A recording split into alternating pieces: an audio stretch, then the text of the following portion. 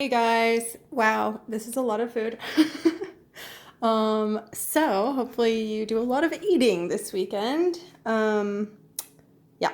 Okay, so we've got breakfast burritos in here. There's 10 of them. Got some egg cups. I just left the muffin liners on. Sometimes they pop right off, sometimes they take a little longer. Anyway, they should pop right off later. Okay, so I have two different kinds of salads. This one is spinach with some red onion, some roasted beet, some dill, some pistachio, and goat cheese.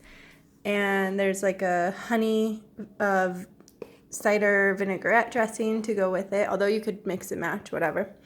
So yeah, that's that salad. Then this salad has mixed greens as the base, roasted delicata squash, diced apple, just like a sprinkle of craisins, and candied pecans. So that's a lot of sweet stuff in the salad, obviously. Then the tahini dressing is right here, and it doesn't have any sweetener added to it to kind of like balance it out. So the tahini dressing maybe on its own might not be like your absolute favorite. I like it, but I know some people don't. But I think once you add it to the salad with all the sweet ingredients in it, it will balance out. So those are those two salads. For miso soup, these are the different elements. So basically, whether you're just gonna do a single serving or the whole thing, you'll boil water, and then you can add in we'll definitely add the carrot first and the bok choy stems, which are right there.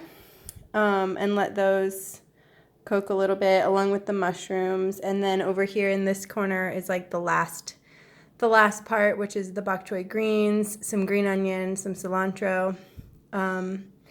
And okay, so then that's what you'll do, excuse me, for water. This is wakame seaweed, and you can just put it in whenever. I usually just do it at the end because they absorb water really quickly and they expand a bit. And then here's just some tofu that I already pressed, so hopefully most of the moisture is out, and cubed. And then this is your miso base. So it's actually two different kinds of miso paste, some coconut aminos. What else did I put in there? And like a little bit of like veggie broth concentrate type of thing. So that is really strong. This is enough for all of this, so like a very large pot of miso. So since miso is alive and all of the benefits, like the good bacteria in the miso, since it's fermented, you don't want to boil miso. So you'll boil the water. You'll basically make like a flavorless water soup, and then you add the miso at the end when you turn off the heat, so that the heat doesn't kill all of the good beneficial guys in the miso. So that's that.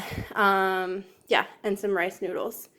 And this would be a very large pot of soup for like a family. Or you can obviously like separate it. But this, I'm literally gonna do this, I think, every week, this whole fall, winter, spring, because I love it so much.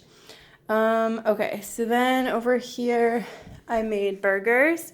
These are grillable. They grill really well. So these need to be cooked.